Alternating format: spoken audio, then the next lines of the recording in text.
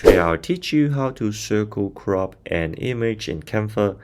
Let's just say you're creating a YouTube end screen, you want to put your logo on your brand, your picture onto this little circle right here.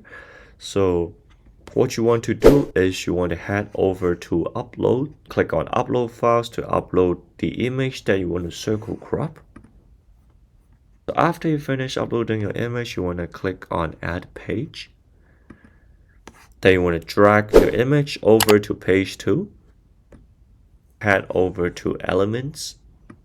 And on elements, you want to type on circle crop. And you want to scroll down and you will see frames right here. See all.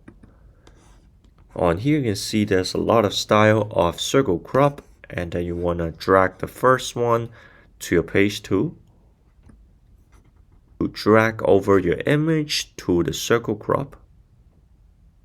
Now your image has been circle cropped. You can recrop it by double tap. You can basically adjust it whatever you want to right here. And now you can drag over your image to page 1.